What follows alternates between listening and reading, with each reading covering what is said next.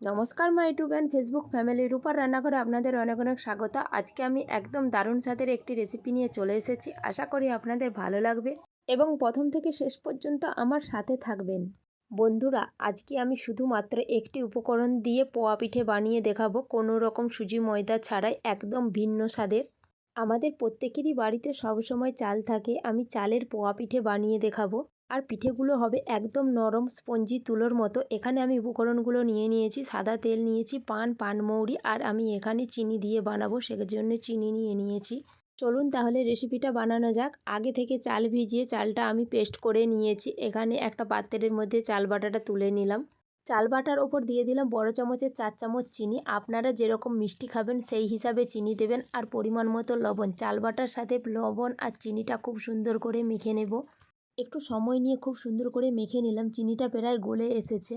এরপর এখানে আমি আদা ছিলার ছোট্ট একটা গ্রেটার নিয়েছি। গ্রেটারের ওপর পানগুলো ঘষে খুব সুন্দর করে মিহি করে ব্যাটারের ওপর দিয়ে গ্রেট করে দিলাম।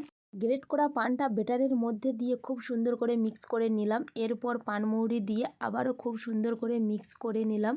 বন্ধুরা, এখানে চালের ব্যাটারের ওপর কোনো রকম জল দেওয়া যাবে না। আবারও খুব সুন্দর করে হাত দিয়ে মেখে ব্যাটারটা আমি রেডি করে নিলাম। দেখুন বন্ধুরা, ব্যাটারের ফিটনেসটা ঠিক এরকম হবে।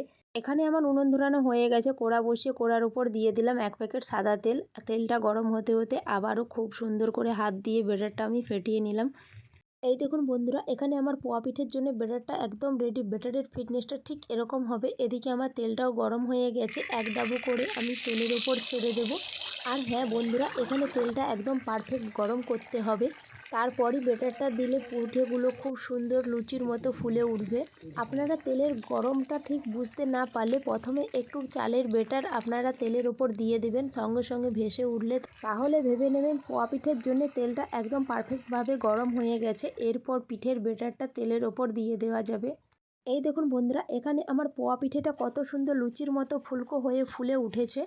আর কালারটাও কত সুন্দর এসেছে। উল্টে পাল্টে ভেজে ছান্তায় করে তুলে নিলাম। তেল ঝরিয়ে একটা বড় পাত্রের মধ্যে পিঠেটা রেখে দিলাম। এরপর আমি আরও কয়েকটা পিঠে আপনাদেরকে ভেজে দেখাচ্ছি।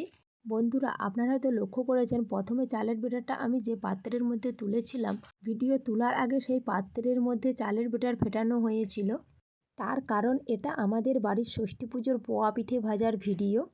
মা ষষ্ঠী পুজোর জন্যে যে 21টি পোয়া পিঠে লাগে সেটি একমাত্র বাড়ির বড়ই ভাজতে পারে এবং পাশে কেউ থাকলে চলবে না, এবং অনেক রকম নিয়মও আছে। সেজন্য প্রথমের কয়েকটি পোয়া পিঠের ভিডিও তোলা গেল না। আমি যেই পোয়া পিঠেগুলো ভাজলাম সেগুলোরই ভিডিও তুললাম আর আপনাদের সাথে শেয়ার করলাম। আজ আমার পোয়া পিঠেগুলো কেমন হয়েছে অবশ্যই আমাকে কমেন্ট করে জানাবেন। এই দেখুন বন্ধুরা, আরেকটি পোয়া পিঠে কত সুন্দর লুচির মতো গোল হয়ে ফুলে উঠছে। আপনারাও বাড়িতে একবার হলে এই রেসিপিটি বানাবেন। সত্যি বলছি বন্ধুরা, বাড়ির সবাই খুবই পছন্দ করবে। এরকম ফুলকো নরম স্পঞ্জি যদি পোয়া পিঠে হয়, বাড়ির সবাই আপনার প্রশংসা না করে থাকতেই পারবে না। এই দেখুন বন্ধুরা, এখানে আমার অর্ধেক চালের পোয়া পিঠে ভাজা হয়ে গেছে, আর অর্ধেক চাল বাকি আছে, সেটাও আমি সেম প্রসেসে ভেজে নেব। আর হ্যাঁ বন্ধুরা, আজকে আমাদের বাড়িতে মা ষষ্ঠীর পুজো উপলক্ষে 4 কিলো চালের পোয়া পিঠে ভাজা হচ্ছে। আপনাদের ওখানেও কি মা ষষ্ঠীর পুজো উপলক্ষে ঠিক এরকম পোয়া পিঠে ভাজা হয়? তাহলে আমাকে অবশ্যই কমেন্ট করে জানাবেন। এই দেখুন বন্ধুরা, এখানে আমার দেখতে দেখতে প্রায় সব পোয়া পিঠেগুলো ভাজা হয়ে গেছে। এখানে আমি দুটো জায়গার মধ্যে পোয়া পিঠেগুলো নিয়ে নিয়েছি। আরেকটি জায়গায় আছে 3 কিলো রসগোল্লা।